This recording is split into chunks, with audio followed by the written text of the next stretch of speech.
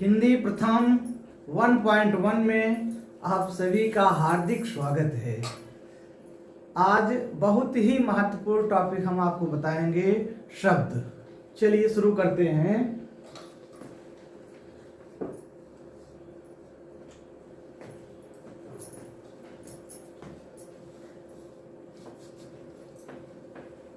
शब्द शब्द शब्द की परिभाषा देखिए क्या है। परिभाषा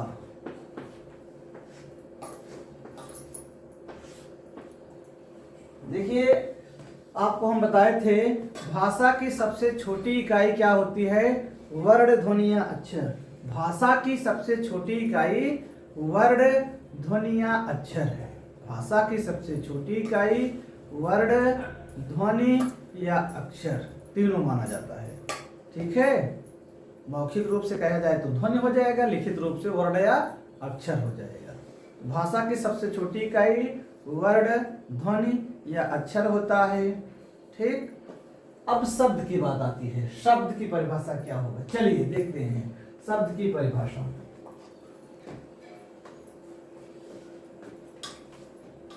ध्वनियों के मेल से, ध्वनियों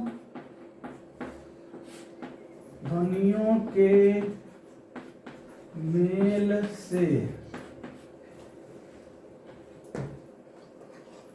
ध्वनियों के मेल से बने सार्थक वर्ण समुदाय। ध्वनियों के मेल से बने सार्थक वर्ण समुदाय को शब्द कहते हैं। क्या कहते हैं? शब्द कहते हैं। ध्वनियों के मेल से बने सार्थक वर्ण समुदाय को शब्द कहते हैं। ध्यान देना है, ध्वनियों के मेल से बने सार्थक वर्ण समुदाय को शब्द कहते हैं। ध्वनियों का मेल, जैसे हम का, मा, ला, इन तीन की ध्वनि निकाले, का, मा, ला, बन गया कमल। ये क्या है? ध्वनि हो गया। अब जैसे हम का वर्ण समुदाय लिए, मा वर्ण समुदाय लिए, फिर ला लिए, क्या बन गया? कमल। तो जो हम बोलेंगे वो ध्वनि है। जैसे का बोले, माँ बोले, ला, बन गया कमल। ठीक, जो लिखेंगे वो क्या है? वर्ण है। तो सार्थक वर्ण समुदाय को शब्द कहेंगे। यानी कि का को लिए, माँ को लिए, ला को लिए, बन गया कमल। क्या बन गया? कमल। तो सार्थक वर्ण समुदाय को शब्द कहते हैं। सार्थक वर्ण समुदाय को शब्द कहते हैं। और सबसे कंप्लीट परिभाषा, सबसे अच्छी परिभाषा शब्द की यही है कि ध्वनियों के मेल से बने सार्थक वर्ण समुदाय को शब्द कहते हैं। जैसे कमल, विमल,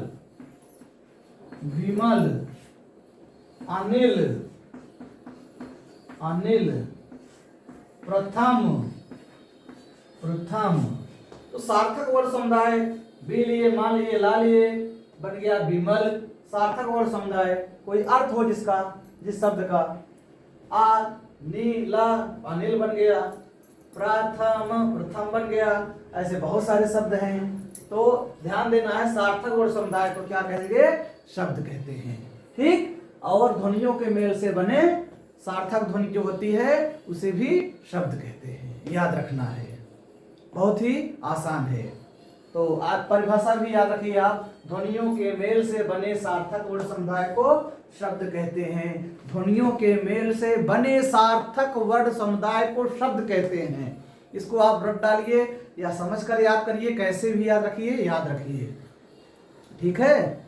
ध्वनियों के मेल से बने सार्थक वर्ण समुदाय को शब्द कहते हैं। ध्वनियों के मेल से बने सार्थक वर्ण समुदाय को शब्द कहते हैं, जैसे कमल, अनिल, विमल, प्रथम आदि। आगे बढ़ते हैं।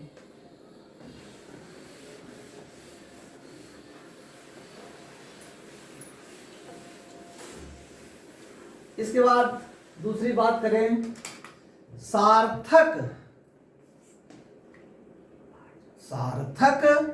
वर्ण समुदाय को शब्द कहेंगे, ये हो गया। अब दूसरी बात करते हैं, ये शब्द अगर किसी वाक्य में आते हैं तो वह शब्द शब्द ना रहकर पद हो जाता है, ठीक है। जैसे एक वाक्य हम लिखते हैं, विमल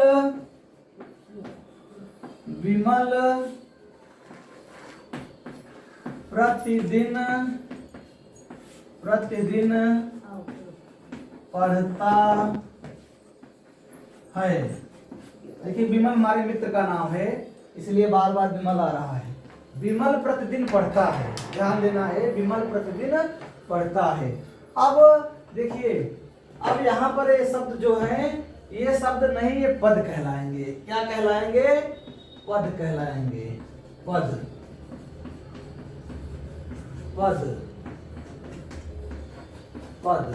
याद रखना है। अलग से हम जैसे लिखते हैं, देखिए, अलग से जैसे हम विमल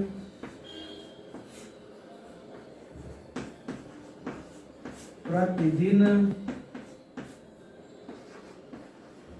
पढ़ता, अब ये क्या कहलाएंगे? अलग से अगर हम कहीं अलग से जैसे विमल लिखा जाए, अलग से प्रतिदिन कहा जाए, तो सब पद, ये सब शब्द कहलाएंगे। अब ये पद नहीं होंगे, अब ये सब क्या हो गए? यहाँ पर ये शब्द हैं,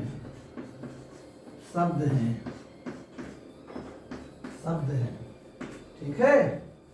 विमल भी शब्द है, प्रतिदिन शब्द है, पढ़ता शब्द है। कहने का मतलब, कोई भी शब्द जब किसी सार्थक वाक्य में आता है तो वह शब्द शब्द ना रहकर वह पद हो जाता है। क्या हो जाता है? पद हो जाता है। आप इसका जो भाषा का क्रम है, आप उसको भी देख सकते हैं। तो विमल प्रतिदिन पढ़ता है, अब यहाँ पर विमल क्या है? पद है। प्रतिदिन पद है, पढ़ता पद है। समझ पा रहे हैं ना? बहुत आसान है। चलिए मिटाते हैं, कम समय में ज्यादा बात करते हैं, समय ना गंवाते हुए। अब जैसे अगर आप क्रम देखेंगे, जो शुरुआत है, पहले क्या आता है? वर्ण या अक्षर, वर्ण या अक्षर, फिर उसके बाद शब्द। सार्थक वर्णों या अक्षरों का समूह शब्द हो जाता है, ठीक। ध्वनियों के मेल से बने सार्थक वर्ण समुदाय को शब्द कहते हैं ना। अब देखिए, सबसे पहले क्या आएगा? वर्ण या अक्षर, फिर शब्द, शब्द के बाद देखिए पद। अब कई पद मिलकर देखा जाए तो वाक्यांश हो जाते हैं। वाक्यांश आप लिख सकते हैं, नहीं तो फिर वाक्य। तो वर्ण या अक्षर, शब्द, पद, वाक्य, ये बढ़ते हुए क्रम में है। सबसे छोटा, सबसे छोटी इकाई या सबसे छोटा रूप, ठीक है। सबसे छोटी इकाई वर्ण या अक्षर, फिर उससे बड़ा शब्द, उससे बड़ी इकाई पद, उससे बड़ा वाक्य, ठीक है। आप इसको लिख सकते हैं, लिख लीजिए सभी लोग।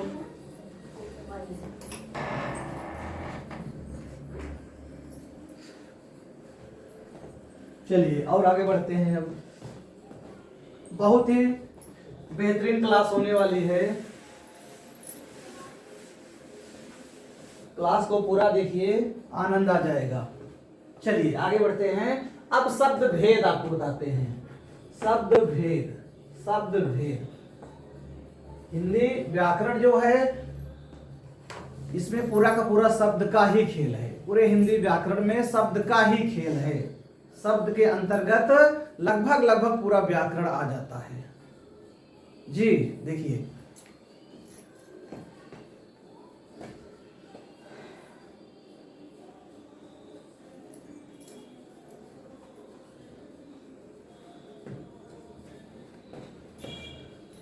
शब्द भेद में, शब्द भेद देखेंगे हम लोग, शब्द भेद।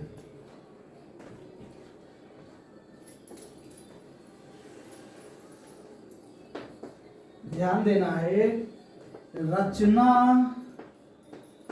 रचना या बनावट, बनावट, रचना या बनावट, रचना या बनावट, रचना या बनावट के आधार पर, रचना या बनावट के आधार पर शब्द के तीन भेद होते हैं। शब्द भेद में रचना या बनावट के आधार पर, ध्यान देना, आप लिख सकते हैं परिभाषा, रचना या बनावट के आधार पर शब्द के तीन भेद। कितने भेद होते हैं? तीन भेद होते हैं। रूढ़ शब्द, यौगिक शब्द, योग रूढ़। यहां लिखते हैं, देखिए, रूढ़ शब्द, रूढ़ शब्द दिख रहा है, रूढ़ शब्द, रूढ़ शब्द, थोड़ा दूर दूर लिखते हैं ताकि परिभाषा भी लिख दें। रूढ़ शब्द, यौगिक, यौगिक शब्द, योग रूढ़, योग रूढ़। रचना एवं बनावट के आधार पर शब्द के तीन भेद, रूढ़ शब्द, यौगिक शब्द, योग रूढ़। ठीक है, रूढ़ शब्द, यौगिक शब्द, योग रूढ़। शब्द ना लिख के ऐसे याद रखिए आप, रूढ़, यौगिक, योग रूढ़, योग रूढ़।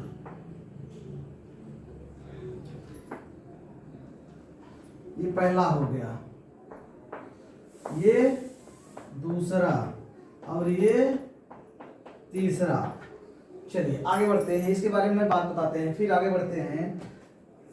रचना एवं बनावट के आधार पर शब्द के तीन भेद, रूढ़ शब्द, यौगिक शब्द, योग रूढ़। याद रखना, रचना एवं बनावट के आधार पर शब्द के तीन भेद, रूढ़ शब्द, यौगिक शब्द, योग रूढ़। इसके बाद स्रोत, इतिहास, व्युत्पत्ति या उत्पत्ति के आधार पर, स्रोत, इतिहास, स्रोत, इतिहास, व्युत्पत्ति, स्रोत, इतिहास, व्युत्पत्ति या उत्पत्ति, उत्पत्ति।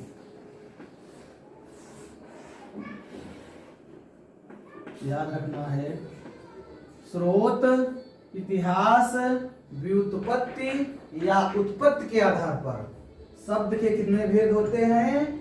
चार, हाँ, चार भेद होते हैं।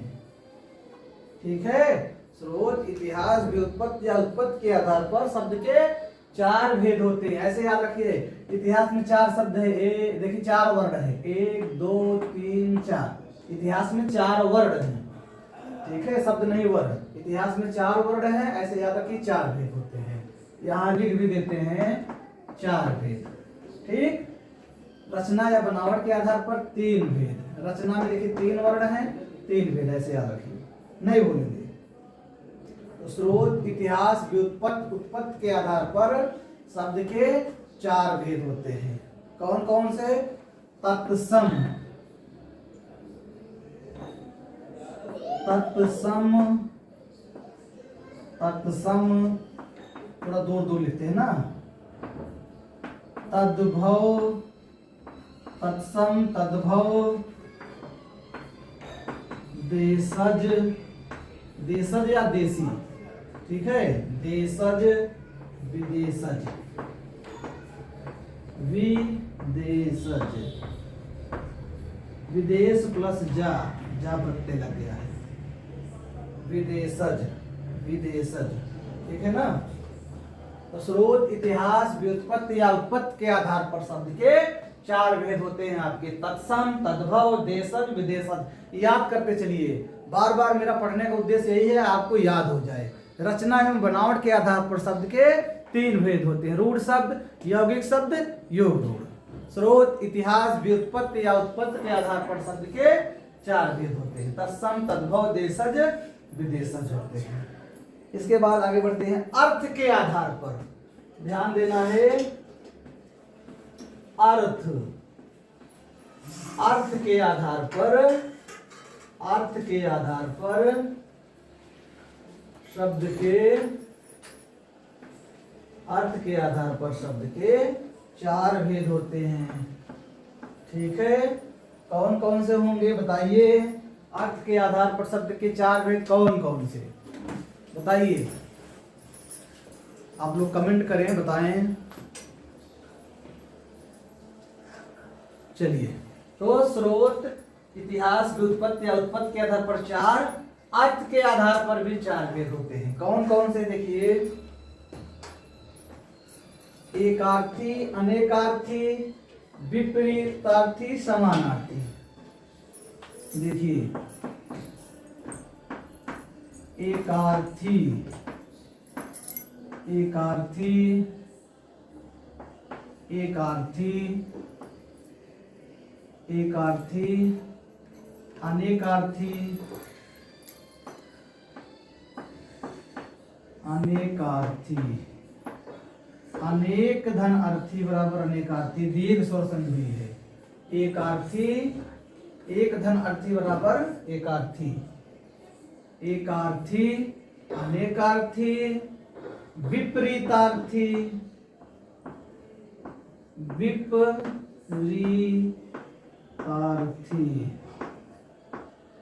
विपरीतार्थी, एकार्थी, अनेकार्थी, विपरीतार्थी, एकार्थी, अनेकार्थी, विपरीतार्थी। इसके बाद समानार्थी, समानार्थी,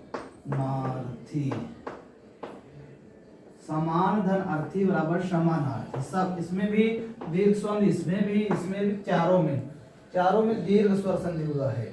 यदि आ के बाद आ जाए तो बड़ा आ बन जाता है।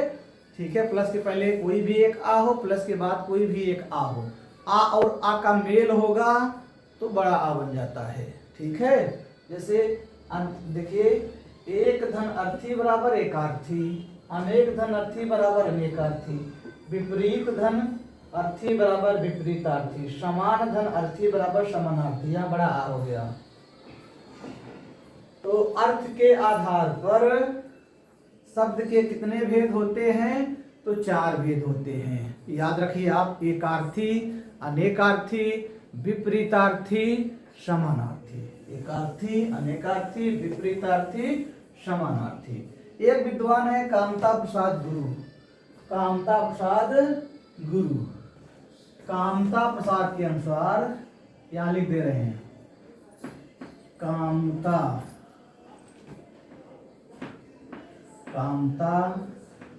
प्रसाद गुरु, कामता प्रसाद गुरु के अनुसार, कामता प्रसाद गुरु के अनुसार 2 भेद होते हैं। कितने होते हैं? 2। ठीक है, वो क्या कहते हैं कि सार्थक और निरर्थक। कामता प्रसाद गुरु के अनुसार शब्द के 2 भेद, सार्थक और निरर्थक। यानी कि वे शब्द जो सार्थक अर्थ दे, जैसे पानी तो सार्थक शब्द है, नीपा निरर्थक शब्द है। तो यानी कि 2 भेद होते हैं, एक सार्थक एक निरर्थक। जो सार्थक अर्थ दे वो सार्थक, जो अर्थ ना दे वो निरर्थक शब्द है। इसके अनुसार कामता प्रसाद गुरु बहुत प्रसिद्ध विद्वान है। कामता प्रसाद गुरु के अनुसार 2, लेकिन ज्यादातर विद्वान 4 भेद मानते हैं, 4 भेद मानते हैं। एकार्थी, अनेकार्थी, विपरीतार्थी, समानार्थी। ठीक, आगे और बढ़ते हैं। बहुत ही मोस्ट टॉपिक है ये, इस जो लिखने जा रहे हैं। रूप या रूपांतर, रूप या रूपांतर, परिवर्तन, रूप या रूपांतर, परिवर्तन या विकार,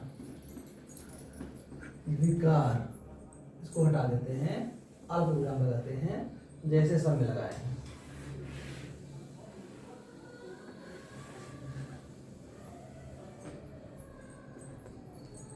रूप या रूपांतर,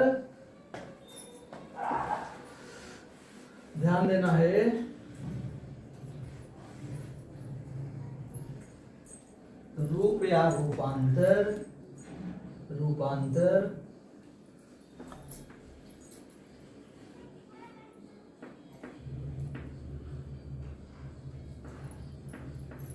ठीक है। रूप, रूपांतर, परिवर्तन या विकार के अनुसार कितने भेद होते हैं? तो 2 भेद होते हैं। रूप, रूपांतर, परिवर्तन या विकार के अनुसार कितने भेद? तो 2 भेद होते हैं। इसको आप ऐसे याद रखिए, रूप में 2 वर्ण हैं ऐसे, ठीक है। इसमें स्वर को लेकर और इसमें भी स्वर को लेकर हम 2 ही माने, ऐसे ट्रिक के लिए याद करने के लिए। तो यहाँ 2 वर्ण हैं तो 2 भेद होते हैं।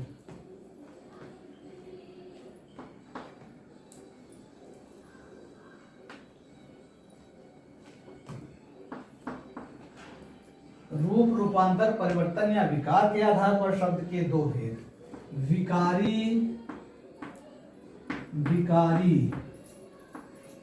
विकारी और दूसरा अविकारी।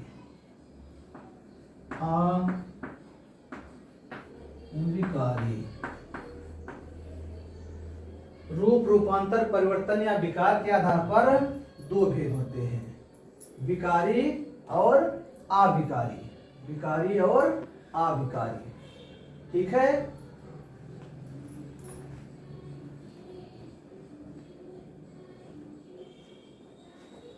ये पहला भेद हो गया, ये दूसरा हो गया, ये तीसरा हो गया और ये चौथा हो गया, ये चौथा हो गया। पहला, दूसरा, तीसरा, चौथा, ठीक है। यहाँ पर ध्यान देना है, यहाँ पर कुछ विद्वान 5वां भेद संकर शब्द को मान लेते हैं। किसको? संकर शब्द को, ठीक है। संकर शब्द को मान लेते हैं।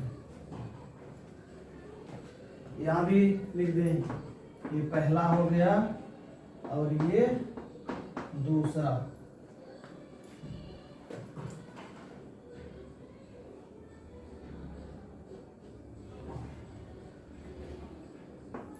अब इसके बारे में हम आपको बताते हैं एक एक टॉपिक आसानी से, ठीक है। देखिए, शब्द के भेद, शब्द के भेद। रचना एवं बनावट के आधार पर शब्द के 3 भेद होते हैं, रूढ़ शब्द, यौगिक शब्द, योग रूढ़। स्रोत, इतिहास, व्युत्पत्ति या उत्पत्ति के आधार पर शब्द के 4 भेद, तत्सम, तद्भव, देशज, विदेशज। कुछ विद्वान संकर को मान लेते हैं। अर्थ के आधार पर 4 भेद, एकार्थी, अनेकार्थी, विपरीतार्थी, समानार्थी। कामता प्रसाद गुरु के अनुसार 2 भेद होते हैं, सार्थक और निरर्थक होते हैं। रूप, रूपांतर, परिवर्तन या विकार के आधार पर 2 भेद, विकारी, अविकारी, ठीक। इसको आप लिख लीजिए, स्क्रीनशॉट भी ले लीजिए।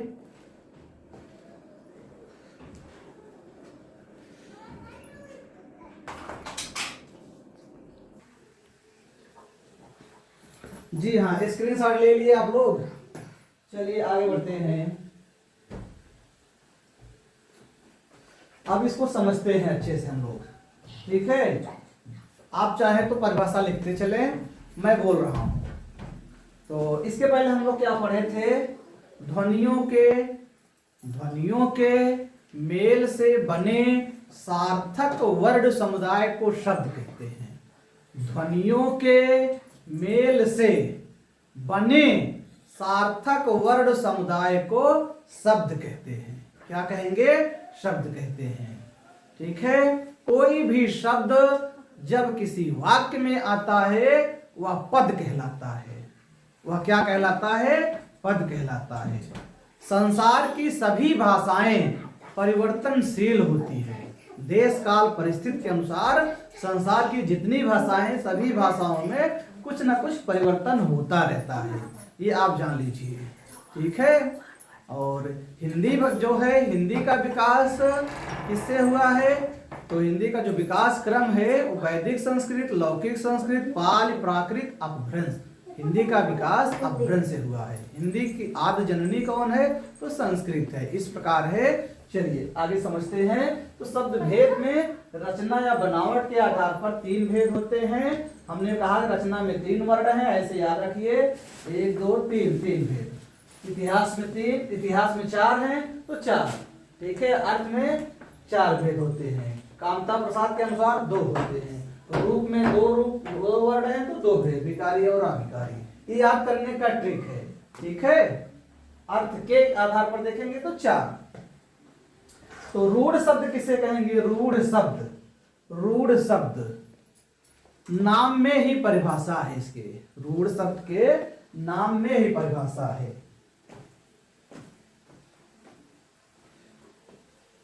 जिन शब्दों के टुकड़े ना किए जा सके। कैसे टुकड़े? सार्थक। जिन शब्दों के सार्थक टुकड़े ना किए जा सके और जो उपसर्ग प्रत्यय या किसी अन्य शब्द के योग से ना बने हो, किसी अन्य शब्द के योग से वो ना बने हो, उन्हें हम क्या कहेंगे? रूढ़ शब्द कहते हैं। ठीक है। या आप ऐसे भी लिख सकते हैं, वे शब्द जो उपसर्ग प्रत्यय या किसी अन्य शब्द के योग से ना बनते हों, जो मूल शब्द होते हैं, मूल शब्द, उन्हें हम रूढ़ शब्द कहते हैं। क्या कहते हैं? रूढ़ शब्द कहते हैं। जैसे जैसे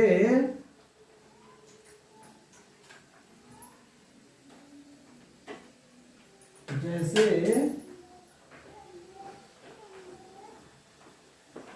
जैसे पानी, पानी, घोड़ा, घर, दिन आदि, ऐसे बहुत शब्द हैं। यानी कि वे शब्द जो उपसर्ग प्रत्यय किसी अन्य शब्दों के योग से ना बने हो और जिन शब्दों के खंड करने पर सार्थक कोई अर्थ ना हो, उन्हें हम रूढ़ शब्द कहते हैं। जैसे पानी है, पानी में हम पा को अलग कर दे, नी को अलग कर दे, इसका क्या कोई अर्थ होगा? सार्थक नहीं होगा। नी का कोई अर्थ होगा? नहीं होगा। ठीक है। जो मूल शब्द होते हैं, कहने का मतलब जो मूल शब्द हैं वो रूढ़ शब्द कहलाते हैं। उपसर्ग प्रत्यय या किसी अन्य शब्दों के योग से ना बने हो, वो क्या है? रूढ़ शब्द है। जैसे पानी, घोड़ा, घर, दिन, रात, नाक, कान आदि। पुस्तक। चलिए आगे बढ़ते हैं। यौगिक शब्द। यौगिक शब्द किसे कहेंगे? यौगिक शब्द देखिए, ये 2 शब्दों से बना है। योग, योग धन इक। इक आद्वृत्त प्रत्यय है। जैसे समाज धन इक सामाजिक हो जाता है, उसी प्रकार योग धन इक से यौगिक बना है। योग धन इक से यौगिक बना है। इक प्रत्यय लगने से ओ की मात्रा औ में बदल जाती है। इसका नियम है प्रत्यय में, आगे पढ़ेंगे हम लोग। ठीक है। देखिए यौगिक, यौगिक शब्द स्वयं यौगिक है। यौगिक शब्द स्वयं यौगिक है। यौगिक के साथ क्या जुड़ा है? प्रत्यय जुड़ा है। यौगिक की परिभाषा क्या होगी? वे शब्द जो उपसर्ग प्रत्यय किसी अन्य शब्दों के योग से बने हों। ध्यान देना है। वे शब्द जो उपसर्ग या प्रत्यय या किसी अन्य शब्द के योग से बने हों। यानी कि एक मूल शब्द होगा, उसके साथ क्या लगा होगा? प्रत्यय या उपसर्ग या कोई अन्य शब्द, उन्हें हम क्या कहेंगे? यौगिक शब्द कहेंगे। क्या कहेंगे? यौगिक। यौगिक का मतलब ही है योग। किसका योग? किसी शब्द का योग या उपसर्ग या प्रत्यय का योग। और इनके टुकड़े करने पर, खंड करने पर प्रायः सार्थक अर्थ आते हैं। किसके? यौगिक के। तो यौगिक स्वयं यौगिक शब्द है। ठीक है। स्वयं ये यौगिक है। यौगिक शब्द जैसे विद्यालय, जैसे ध्यान देना है, जैसे जैसे जैसे विद्यालय, जैसे थोड़ा जगह कम है, जैसे विद्यालय, विज्ञान, विज्ञान। आप लिख सकते हैं, लिखते चलिए, जैसे विद्यालय, विज्ञान, सामाजिक, सामाजिक, देशभक्ति, रसोई घर। बहुब्रीहि समास को छोड़ दीजिए, सभी समास के उदाहरण क्या हो जाते हैं? यौगिक शब्द हो जाते हैं। ठीक है, आप लिख सकते हैं, बहुत ही शानदार ट्रिक है। बहुब्रीहि समास को छोड़कर सभी समास के उदाहरण क्या होते हैं? यौगिक होते हैं, क्योंकि उपसर्ग या प्रत्यय या दो शब्दों के मेल से बनते ही हैं। तो यौगिक शब्द इस प्रकार होगा। योग रूढ़ किसे कहेंगे? योग रूढ़, देखिए योग रूढ़ शब्द यौगिक तो होते हैं, योग रूढ़ शब्द यौगिक तो होते हैं, पर अर्थ के दृष्टिकोण से किसी परंपरा से आते हुए कोई विशेष अर्थ देते हैं। ठीक है, इसमें अंतर क्या है योग रूढ़ और यौगिक में? यौगिक की तरह ही योग रूढ़ होता है। ठीक है, योग रूढ़ शब्द यौगिक तो होते हैं, पर अर्थ के दृष्टिकोण से किसी परंपरा से आते हुए कोई विशेष अर्थ देते हैं, उन्हें हम योग रूढ़ शब्द कहते हैं। ठीक है, इससे भी नहीं समझ पा रहे हैं तो आप ट्रिक लिख लीजिए, बहुब्रीहि समास के सभी उदाहरण। जी हाँ, बहुब्रीहि समास के सभी उदाहरण क्या होते हैं? योग रूढ़ शब्द होते हैं। क्या होते हैं? योग रूढ़ शब्द होते हैं। जैसे, जैसे लंबोदर, लंबोदर, जैसे लंबोदर, पीतांबर, लंबोदर, पीतांबर। ठीक है, लंबोदर, पीतांबर, नीलकंठ, दशानन, वीणापाणी। बहुब्रीहि समास के सभी उदाहरण क्या हो जाएंगे?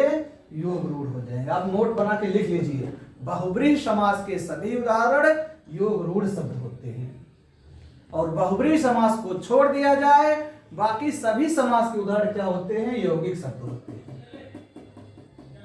इसके नाम में ही परिभाषा है, यौगिक स्वयं यौगिक है। बातें समझ में आई? मूल शब्द रहे, उपसर्ग प्रत्यय कोई किसी अन्य शब्द का मेल ना रहे किसी शब्द में, तो रूढ़ हो गया, जैसे पानी, घोड़ा, दिन, रात आदि। ठीक है, उपसर्ग प्रत्यय या किसी अन्य शब्द का मेल रहे तो यौगिक शब्द, जिनके टुकड़े करने पर सार्थक खंड होते हैं, यौगिक शब्द। बहुब्रीहि समास को छोड़ दिया जाए, बाकी सभी समास के उदाहरण क्या हो जाते हैं? यौगिक हो जाते हैं। और बहुब्रीहि समास के उदाहरण योग रूढ़ शब्द हो जाते हैं। क्या हो जाते हैं? योग रूढ़ हो जाते हैं। ठीक, कोई दिक्कत? आगे बढ़े जी, चलिए आज इसको आज हम लोग पूरा करके ही छोड़ेंगे। अब तत्सम, तत्सम, तत्सम देखिए, तत्सम, तत्सम किसे कहेंगे? पहली बात तो स्रोत, इतिहास, व्युत्पत्ति या उत्पत्ति के आधार पर शब्द के चार भेद। स्रोत, इतिहास, व्युत्पत्ति या उत्पत्ति के आधार पर शब्द के चार भेद होते हैं। तत्सम, तद्भव, देशज, विदेशज। तत्सम, तत् माने उसके, सम माने समान, तत् माने उसके, सम माने समान। किसके समान? संस्कृत के समान। कहने का मतलब है संस्कृत के ही शब्द, संस्कृत के शब्द को तत्सम कहते हैं। संस्कृत के शब्द जो हिंदी में प्रयोग किए जाते हैं वो तत्सम है। संस्कृत के शब्द जो हिंदी में प्रयोग किए जाते हैं वे क्या है? तत्सम है। तद्भव, तद्भव, तद्भव। तद माने उससे, भव माने उत्पन्न होना, उससे जो उत्पन्न हुआ है। तद माने उससे, भव माने उत्पन्न होना, उससे जो उत्पन्न हुआ है। किससे उत्पन्न हुआ है? संस्कृत से। यानी कि संस्कृत के जो शब्द हैं उसी का जो परिवर्तित रूप है, विकृत रूप है, वो क्या है? तद्भव है। ठीक, जैसे अग्नि तत्सम है, आग तद्भव है। अग्नि का आग, कदली का केला, कदली का केला, क्षेत्र का खेत, दुग्ध का दूध। ठीक है, तो तत्सम तद्भव इस प्रकार है।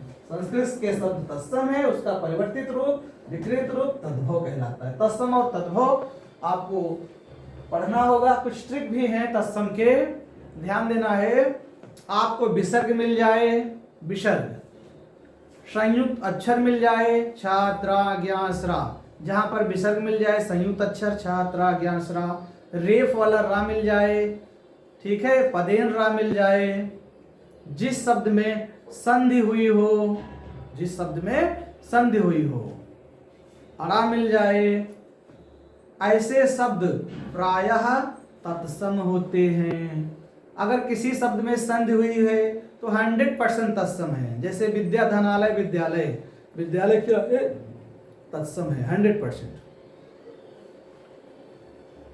और एक ट्रिक है, तत्सम के जो शब्द होते हैं इसको बोलते समय हमारे मुख से प्राणवायु कम मात्रा में निकलती है। जैसे अग्नि का आग, दुग्ध का दूध, क्षेत्र का खेत, कदली का केला, शमशुरू का मूछ, कंकती का कंघी। अब बोलकर ही देख लीजिए, तो तत्सम है वे शब्द जिनको बोलते समय हमारे मुख से प्राणवायु कम मात्रा में निकले, तत्सम। क्योंकि तत्सम ठंडे प्रदेश की भाषा है, इसीलिए वो लोग शब्दों को बोलते समय मुंह कम खोलते थे। और तद्भव क्या है? हमारे देश की भाषा है, हम लोग क्या बोलते हैं पूरा, कोई ऐसी समस्या नहीं होती है। क्षेत्र को खेत बोलते हैं। यहाँ तक ईश्वर का भी नाम बदल दिए मानव ने मुख्य सुख के लिए। मानव जो मुख्य सुख के लिए शब्दों को बदल दिया, शब्दों को बिगाड़ दिए, विकृत कर दिए, परिवर्तित कर दिए, वही तद्भव हो गए। वज्रांग को बजरंग कहने लगे। वज्रांग तत्सम है, बजरंग तद्भव है। तो आपको जहां पर विसर्ग मिल जाए, संयुक्त अक्षर मिल जाए, संधि हुआ रहे किसी शब्द में, जिनको बोलते समय प्राणवायु कम मात्रा में निकले, तो ऐसे शब्द प्रायः तत्सम होते हैं। आप पढ़कर देखेंगे तो समझ पाएंगे। तद्भव में क्या है? जहां पर उत्क्षिप्त या द्विगुण व्यंजन मिल जाए, धा या झा, ये हिंदी के ही वर्ड है, 100% तद्भव होगा। किसी भी शब्द में डा और ढा मिल जाए उत्क्षिप्त या द्विगुण व्यंजन वाले, तो 100% क्या हो जाएगा? तद्भव हो जाएगा। ठीक है। ज्यादातर ना भी मिलता है, ना तद्भव में, दंती सा भी मिलता है ज्यादातर, 100% नहीं करें, प्रायः तद्भव में दंती सा, ना, और ये 100% होता है तद्भव। ये दोनों जहां रहेंगे जिस शब्द में, ठीक है। जिनको बोलते समय प्राणवायु अधिक मात्रा में निकले, क्या होता है? ज्यादातर वो तद्भव होता है, प्रायः तद्भव होता है। चलिए, तत्सम हो गया, तद्भव हो गया। इसके बाद देशज। देशज किसे कहेंगे? देशज, देशज वे शब्द जिनको बोलते समय हमारे मुख से ध्वनियां ज्यादा मात्रा में निकलती है, ध्वन्यात्मक होते हैं देशज ज्यादातर। इसकी मुख्य परिभाषा क्या है देशज की? वे शब्द जिनकी उत्पत्ति अज्ञात है, वे शब्द जिनकी उत्पत्ति अज्ञात है। अगर उत्पत्ति अज्ञात है तो इसी देश के है, फिर उन्हें हम देशज कहते हैं। वे शब्द जिनकी उत्पत्ति अज्ञात है उन्हें हम देशज कहेंगे। जैसे लोटा, डिबिया, डोंगा, डाब, खिचड़ी, खिड़की, अंटा, कटोरा, पुनगी, भियना, जूता, टोपी, पगड़ी, पिल्ला, सूजी, पेट, भंगी, कलाई, फुनगी, चषक, धड़ाम, कुल्हड़, गमछा, चप्पल, कैसे शब्द हैं ये सब? देशज हैं। ठेठ क्या है? देशज है। ये सब कैसे शब्द हैं? देशज हैं। याद रखना है, इनको बोलते समय ध्वनियां ज्यादा निकलती हैं, ध्वन्यात्मक होते हैं। इसके बाद विदेशज। क्या है? विदेशज। इसके बाद विदेशज। विदेशज किसे कहते हैं? विदेशज, विदेशज किसे कहते हैं? ध्यान देना है। चलिए देखते हैं।